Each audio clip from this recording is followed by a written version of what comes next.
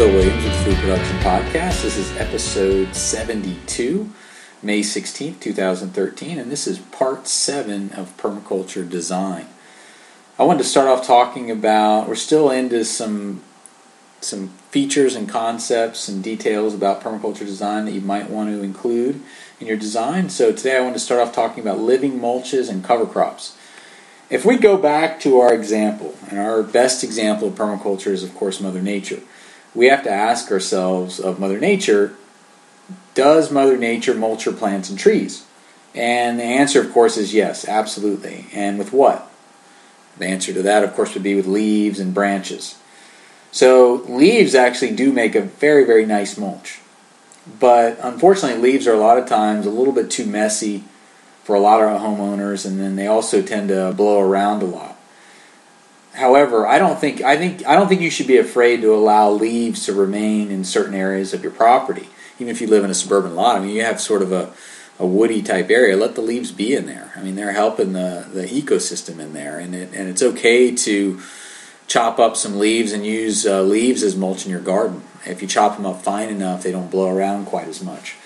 Bark mulch or wood mulch also makes for a nice mulch as well, and it's pretty easily obtainable, but it does have to be sort of refreshed every year or so, and it's an added, it's work to do that. So if you can devise a system to where your trees are producing the leaves that you need for your mulch, then that's a better way, I think, to do it. Now, I still use a little bit of bark mulch, although I'm going to a lot more living mulches, so I'm going to be using less and less of that in the near future.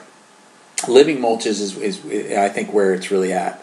And certain ground covers can provide a living mulch that would eliminate the need to shovel the tons and tons of mulch that you need to do every year. And Dutch white clover is really my favorite plant for a living mulch because it provides fertility, beneficial insect habitat, and it only grows to be 6 to 8 inches tall, so it never needs to be mowed. The other thing is you can use it in a garden setting. All you have to do is scalp it down and then plant your plants in, and it'll grow. Your plants will grow amongst the Dutch white clover. In fact, Masanobu Fukuoka in Japan used it that way in his orchard and in his gardens. Another way to provide living mulch is to install a polyculture of multifunctional ground covers. It doesn't have to be just Dutch white clover. In fact, it's probably better that it isn't. Then you've got a monocrop of Dutch white clover, which is not necessarily good. Now, for example, my fruit trees, I have a ground cover mix that I use of chives, oregano, commas, bee balm, dill, yarrow, chicory, daikon radish, and Dutch white clover. And I mix that and plant that underneath the fruit trees, and then that's the ground cover. So the ground's never exposed. It's providing, these seeds all mixed together are providing all sorts of functions for me: fertility, insect control, pollinator attractor, predator pest attractor. It's keeping the soil covered, keeping the soil moist. So it's doing all sorts of nice things. Nitrogen fixation, and these seeds can be mixed together and seeded. But I think it's important, and this is what I do in the seed mixes that I sell, is I mix the small seeds separate from the larger seeds. So if you ordered one of my polyculture seed mixes, you would get you'd actually get 2 packages of large seed and then 1 package of small seed. And you just mix the large seed together, plant that at a 1/4 inch depth, and then the smaller seed can be planted right on top of a loose seed bed. So there's definitely different depths, and I always plant the large seed first. That gives you a much better success as opposed to mixing it all together. And there's different depths. The depths of the seed is based on the size of the seed, so that's something to consider.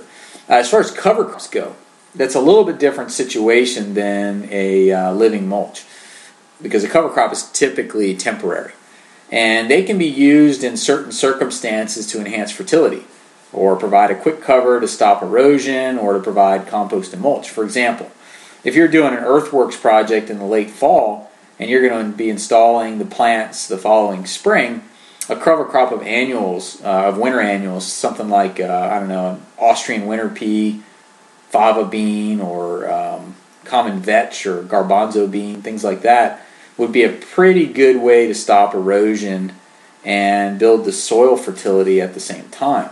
So cover crops can be used in certain situations that make sense. Food forests are another feature that I think is a really important one, and one that you should strongly consider putting into your permaculture design. And food forests are essentially planned forests that incorporate food-producing species of plants. Typically, many layers are planned and incorporated into the forest. So typically what you'll hear about in permaculture is the 7-layer forest, which includes from top to bottom. The top layer is going to be the canopy. That's the big upper canopy trees. Then you've got the small tree layer or understory layer. Then you've got the shrub layer, then the vine layer, then the herbaceous layer, then you have your ground cover layer, and then your root layer. And if you're in the tropical, there's also a palm tree layer, which is an eight-layer forest apparently. So a properly designed food forest is going to incorporate these many layers, but it's also going to be able to thrive without outside inputs or maintenance. So that's why if you get your diversity right, and you use swaling, and there's different things, and you set that up right, a lot of times you can set up your food forest to be to the point where you don't have to do anything outside of it. And you can go in there and tweak a few things if you want to make it a little bit better, but it's going to produce for you whether you do that or not. So that's the cool thing about food forests. Choosing your specific trees and plant communities for your food forest can be pretty research intensive. And I've chosen plants and what I did was I chose a lot of plants for specific functions, and then also plants that go together and help each other. So I chose plants for edible produce, obviously, and then also nitrogen fixation, beneficial insect attractors, mulch producers, wood producers, insect repellers, and plants that are going to encourage wildlife habitat for my food forest. And many of these, a lot of times, a lot of the plants that I'll choose will provide multiple of those functions, which is really cool.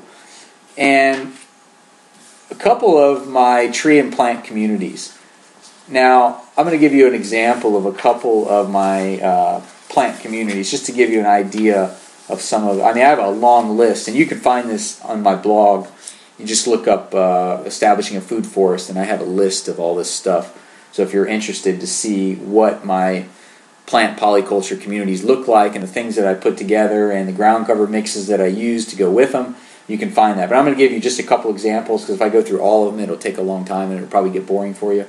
But just to give you an example of a few, my nectarines, and they're medium rootstock nectarines, my plant communities are as follows. I'll have 1 nectarine, and then I'll have 3 Russian olives, 3 Maximilian sunflowers, and then I'll have a ground cover consisting of chives, horseradish, parsnips, garlic, oregano, and daikon radish. So that gives me a nice community. I've got my big nitrogen fixers in the Russian olive, and I'm getting all sorts of good things, extra produce out of my sunflowers. And Maximilian sunflowers are actually a perennial sunflower, so it's not something you have to replant. And then I'll be getting chives and horseradish help to keep the pests off my nectarine. Parsnips are a really good dynamic nutrient accumulator, and they will die out, but they'll still give me some good nutrients while they are alive. And garlic is going to be a nice insect repeller. Also, obviously, I'm getting some benefit there of the garlic. Oregano, that's a good one. It'll help to attract my pollinators and my insect predators. Daikon radish, that's a great nutrient accumulator. So that's my sort of my nectarine plant guild. Pawpaw tree, that's another fruit tree that I'm growing, and my pawpaw plant community is as follows. I put 1 gumi with it, 5 comfreys, 3 rosa rugosas, and a ground cover consisting of chives, oregano, camas, bee balm, dill, yarrow, chicory, Dutch white clover, and daikon. So that's a pretty nice plant community for a pawpaw tree. Pecan trees and your nut trees are usually a little bit different. So they're much bigger, obviously, than your fruit trees, and the plants that go with them are going to be a little bit different. So for my pecan trees, I'm using 6 red and black elderberries, 6 currants, 6 dwarf hackberries, 3 Russian olives, and a ground cover consisting of bee balm, calendula, St. John's wort, yarrow, ajuga, mullein, garlic chives, daylily, and daikon radish. And then the final one I'll let you know about is my plum trees. And they're full-size plum trees. I'll plant 1 gumi, 5 comfreys, 3 Maximilian sunflowers, and then a ground cover consisting of chives, oregano, camas, bee balm, dill, yarrow, chicory, Dutch white clover, and daikon radish. So that gives you an idea of some of the plant communities that I have. And, it requires a little bit of research, but if you're interested, you can certainly copy mine. I have no problem with that. If you go also Guy's Garden, he sort of gives you a guide to figuring that out yourself too if you want to do your own. But you're not going to hurt my feelings if you go on my site and copy whatever I've got and use it. I say, feel free.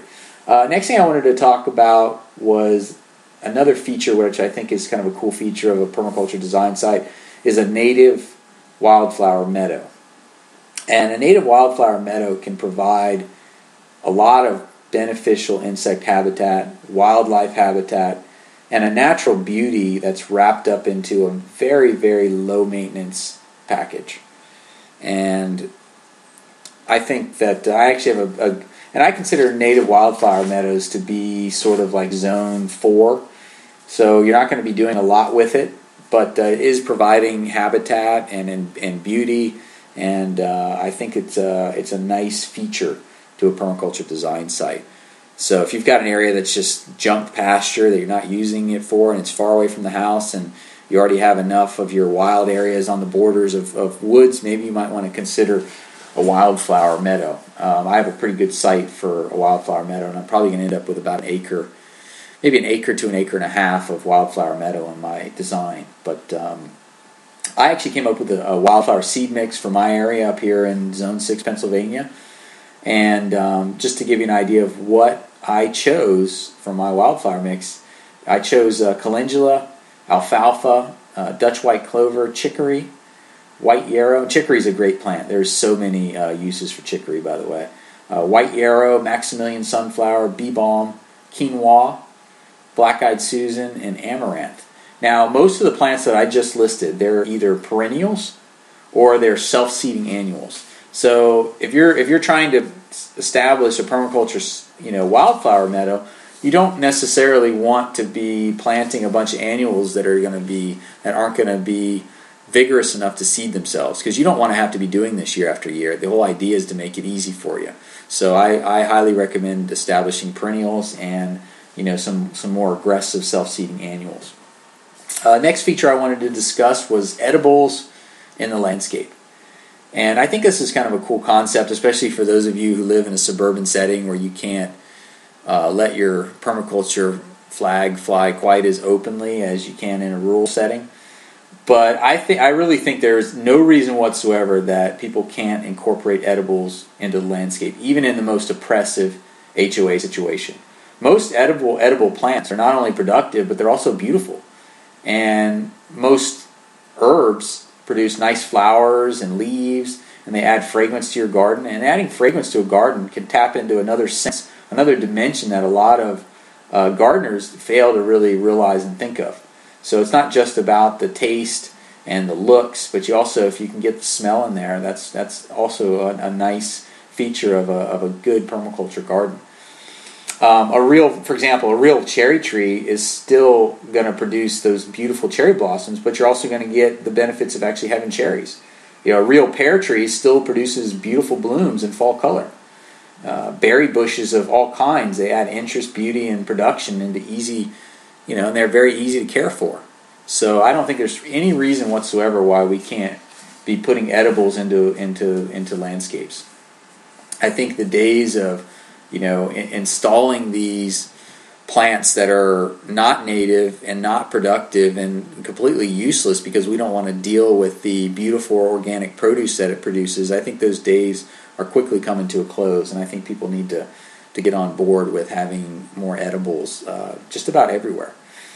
So I'm going to give you a couple ideas for some edibles that you could very easily plant in the landscape. And I have a long list of edibles that work really, really well, I think. but I'm just going to list. I'll just list off maybe 20 or so, and you can find. I think I have an article of edibles in the landscape somewhere that on the blog if you were to search for it. But some ones that could definitely be used: apple trees, persimmon trees, mulberry trees. Peppers in the south are perennial, so you could use a pepper plant, and that would be an edible. That would be a perennial edible in the landscape. Fennel, hyssop, pot marjoram, sorrel, raspberries, strawberries, cranberries, Nanking cherry, hazelnut, Saskatoon serviceberry, good King Henry, which is like a perennial spinach, which is kind of cool. Jerusalem artichoke, although you do need to be a little bit careful with Jerusalem artichoke because it is an invasive. So I actually had Jerusalem artichoke planted in my garden, and I ripped it all out, and I'll probably be dealing with that this spring and ripping out some more. And then I planted it kind of far out at the top of my property, so that way I figure I'll let it grow there. It can sort of take over that area, and then if I ever need to harvest it, I know where to get it. And but I don't want it taking over my garden anymore. Pear trees, pawpaw trees, globe artichokes. In the south, also you can do tomatoes, because tomatoes in the south are perennial. Tarragon, bay, oregano, sage, hardy kiwi, that's a really good one. Gumi, comfrey, chestnut, elderberry, calendula, which is a self-seeding annual, maypop, chickweed. And if you notice, all these plants I'm listing, they're herbs, they're shrubs, there's trees, but everything is pretty much a perennial, a self-seeding annual, or those couple that are annuals in the north, but I mentioned that they're also perennials in the south. Let's see, cherry trees, apricot trees, asparagus, that's a really good one. I love asparagus because it comes up first thing. It's the first vegetable you get of the year. Garlic, horseradish, lemon balm. You got to be careful with lemon balm. It's a part of the mint family, so it can be pretty invasive. Salad, burnet, thyme, blackberries, Russian olive, Rosa rugosa, which you can eat the rose hips, are really, really high in vitamin C. Walnuts, currants, chicory, which I really love because it's edible. It's a great flower, very, very multifunctional plant, and it's also a dynamic accumulator of nutrients. Let's see, what else? Mashua, dandelions, which are pretty common. You don't need to be planting those. You'll find them, and just don't go spraying chemicals on them. Let them grow. They're good for the landscape. Not only can you eat them, but they're also, the long taproot's also a dynamic accumulator. And most of the time, most plants that have that long, most weeds that have that long taproot, they're going to be dynamic nutrient accumulators. So a lot of times you're much better off leaving those and letting them do their thing. Let's see, peach and nectarine trees, plum and pluet trees, rhubarb, which is a nice perennial, chives, which is a perennial here for me. The chives here come back every year. Coriander or cilantro, however you want to. The mature cilantro plant is considered coriander.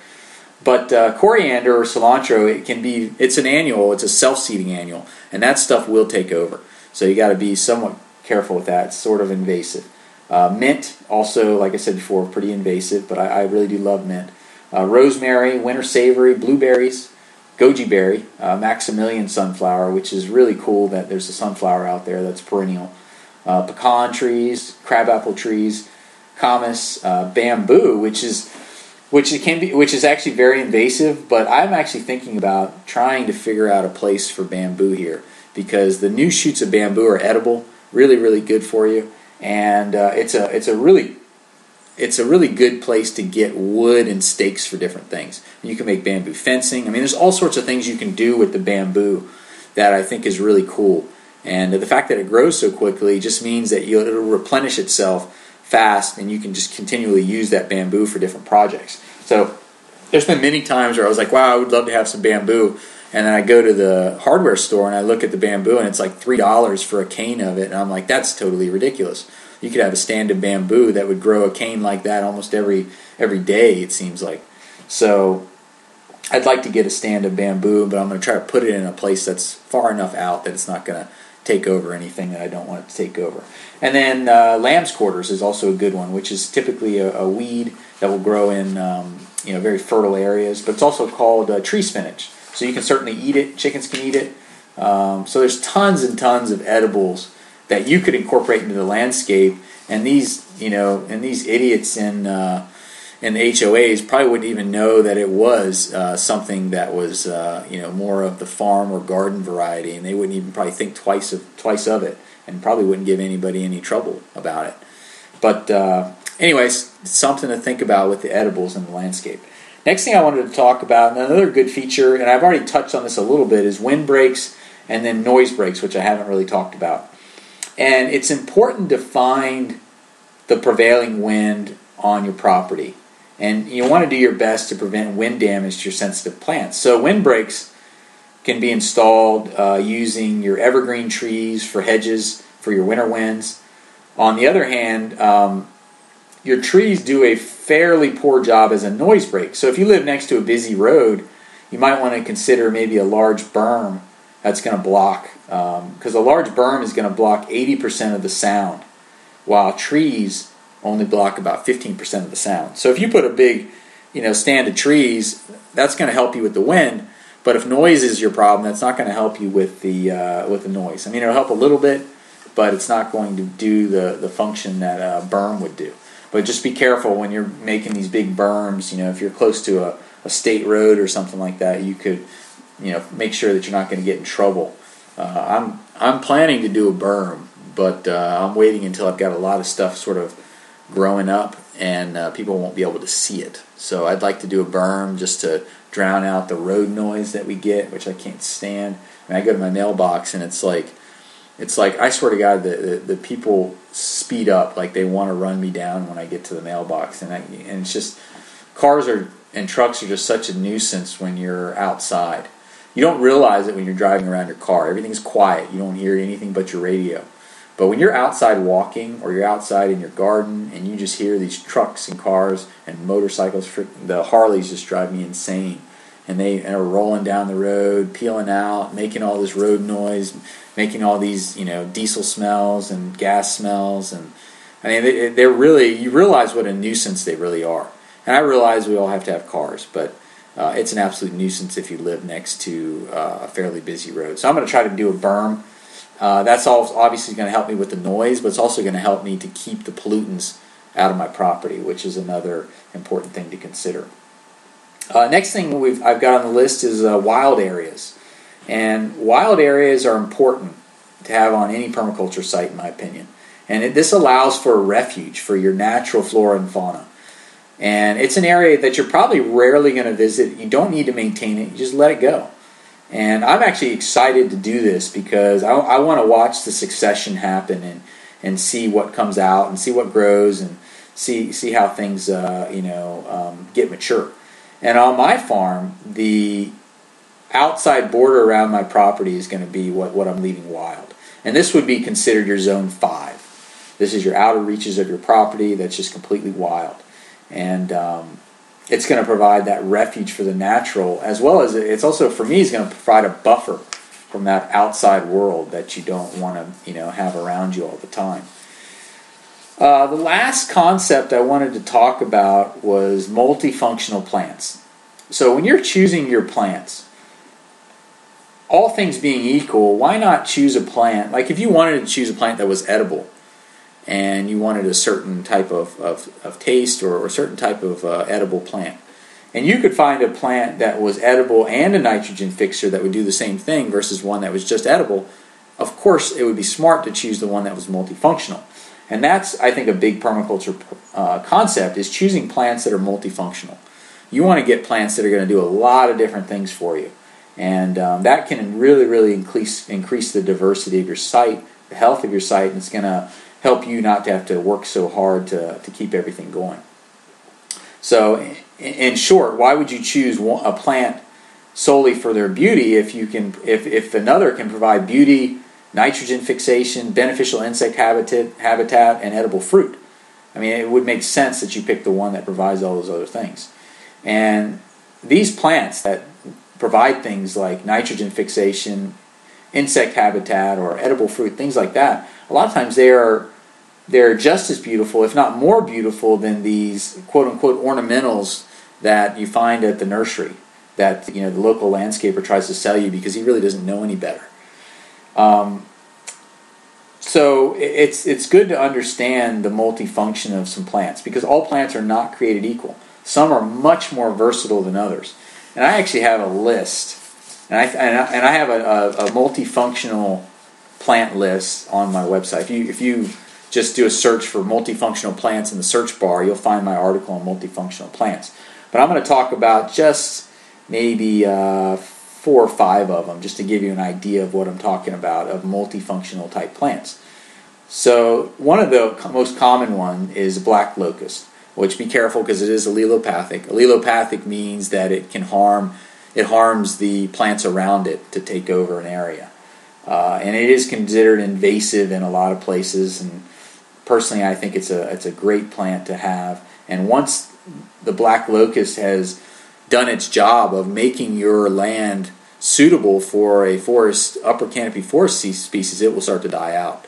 So black locust, I think, is a great plant to have around. It's some of its functions are a nitrogen fixer, mulch or biomass producer, beneficial insect and wildlife habitat, and it also can make a good windbreak or hedgerow. So that's black locust has some really good functions.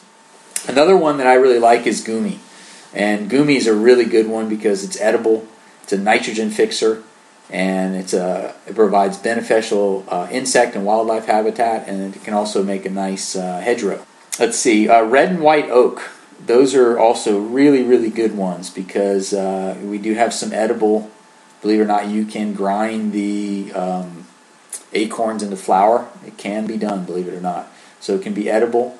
Mulch or a biomass producer. It's definitely producing a lot of leaves for you. It's going to be a beneficial insect and wildlife habitat. And it will provide a really good windbreak. Another good thing about the acorns, a lot of guys are running hogs, pigs in there.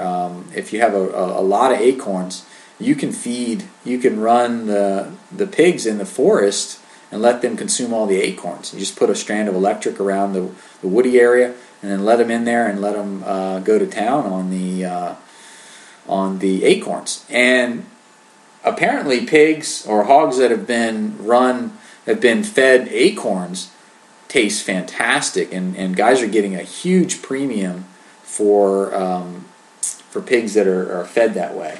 So I mean, there's definitely some cool uses for the acorns that that maybe in the future people might be using. Comfrey.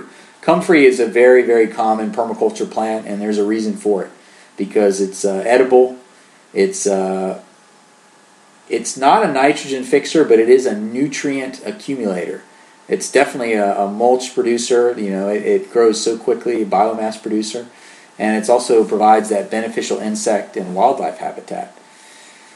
And the last one that I like is a mimosa tree, which a lot of people think of as just kind of like a big weed, but it actually is a nitrogen fixer and produces that mulch. It's a mulch producer, beneficial insect and wildlife habitat, and it also can make a nice windbreak. So there's a lot of plants out there like that. I've got a nice list of those, so if you're interested, just check out the blog, and there's some definitely some good stuff with that. I'm going to stop there today, and next week is the final part of permaculture design. It'll be part 8, and I'll be talking about how to maintain your permaculture site the permaculture way. So we'll be talking about pest control and weeding and how to maintain your site actually in a way that's conducive with permaculture. So that's it for today. Thank you for listening to the Food Production Podcast.